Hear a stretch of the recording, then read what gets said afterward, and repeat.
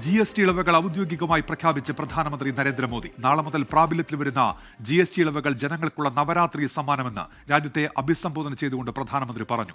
ഒരു രാജ്യം ഒരു നികുതി എന്ന സ്വപ്നം സാക്ഷാത്കരിക്കും. GST പരിഷ്കരണം പ്രാബല്യത്തിലാകുന്നതോടെ അവശ്യ വസ്തുക്കൾ ഉൾപ്പെടെയുള്ളവർക്ക് വില കുറയും. GST പരിഷ്കരണം നടപ്പാക്കാൻ 8 വർഷത്തെ കാലതാമസമുണ്ടായെന്നും ഇളവുകൾ അപര്യാപ്തമെന്നും കോൺഗ്രസ് വിമർശിച്ചു. നാളെ പുതിയ GST നിരക്കുകൾ പ്രാബല്യത്തിൽ വരാനിരിക്കെയാണ് പ്രധാനമന്ത്രി നരേന്ദ്രമോദി രാജ്യത്തെ അഭിസംബോധന ചെയ്തത്. നവരാത്രി ആഘോഷങ്ങളുടെ ആദ്യ ദിനമായ നാളെ രാജ്യത്ത് സമ്പാദ്യോത്സവത്തിനും തുടക്കമാകുമെന്ന് പ്രധാനമന്ത്രി. മധ്യവർഗത്തിനും കർഷകർക്കും സ്ത്രീകൾക്കും ഇരട്ടി മധുരമാണ് GST 2.0. हमारे देश के गरीब, मध्यम वर्गीय लोग, न्यू मिडिल क्लास, युवा, किसान, महिलाएं, दुकानदार, व्यापारी, उद्यमी, सभी को ये बचत उत्सव का बहुत फायदा होगा.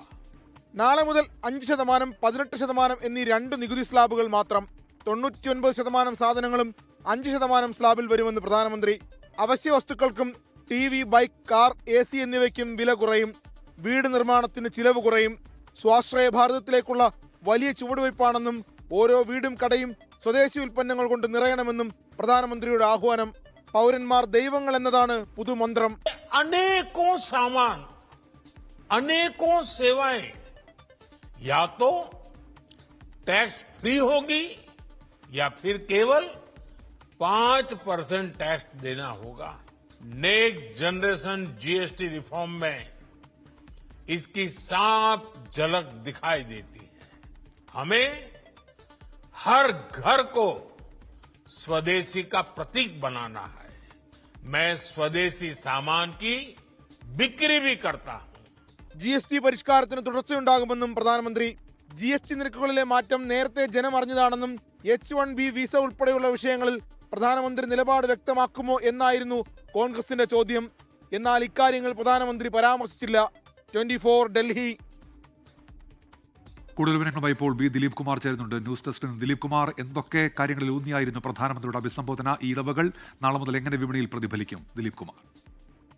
ഉന്മേഷ്, ഭാരതീയർക്ക് നവരാത്രി സമ്മാനം എന്ന നിലയിലാണ് പ്രധാനമന്ത്രി നരേന്ദ്രമോദിയുടെ പ്രഖ്യാപനം എത്തിയിട്ടുള്ളത്.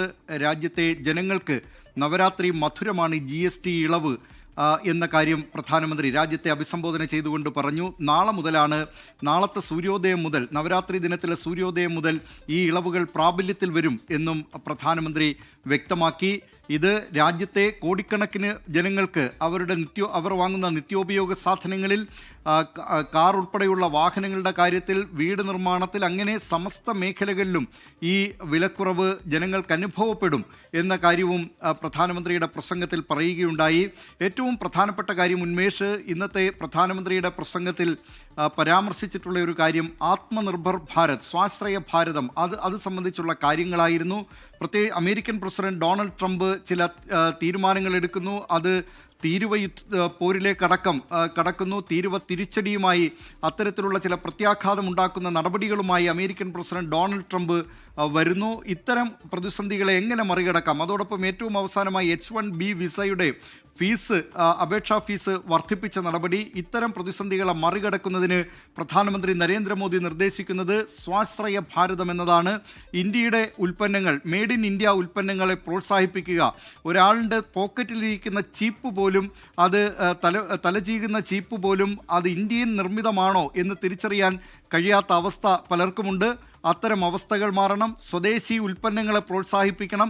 സ്വദേശി ഉൽപ്പന്നങ്ങളെ പ്രോത്സാഹിപ്പിക്കുന്ന നിലയിൽ വീടുകളിലും അതോടൊപ്പം തന്നെ വ്യാപാര സ്ഥാപനങ്ങളിലുമൊക്കെ ഇത്തരം വസ്തുക്കൾ കൂടുതലായി വാങ്ങണം എന്ന കാര്യവും പ്രധാനമന്ത്രി പറഞ്ഞു. വിദേശ ഉൽപ്പന്നങ്ങൾ വാങ്ങില്ല എന്ന പ്രതിജ്ഞ ഓരോരുത്തരും എടുക്കണം. ഇന്ത്യയെ സംബന്ധിച്ച് ആത്മനിർഭർ ഭാരത്, അതാണ് ഏറ്റവും പ്രധാനം. അതിലൂന്നിക്കൊണ്ടായിരിക്കും തുടർന്നുള്ള ഇന്ത്യയുടെ ഈ സാമ്പത്തികമായിട്ടുള്ള പല തീരുമാനങ്ങളെയും, വിദേശ രാജ്യങ്ങളുടെ തീരുമാനങ്ങളെയൊക്കെ ചോദ്യം ചെയ്യാൻ കഴിയുക എന്നതാണ് പ്രധാനമന്ത്രി നരേന്ദ്രമോദി ഈ പ്രഖ്യാപനം, GST ഇളവുകൾ പ്രഖ്യാപിച്ചുകൊണ്ട് നടത്തിയ പ്രസംഗത്തിലെ ഏറ്റവും കാതലായ ഭാഗം.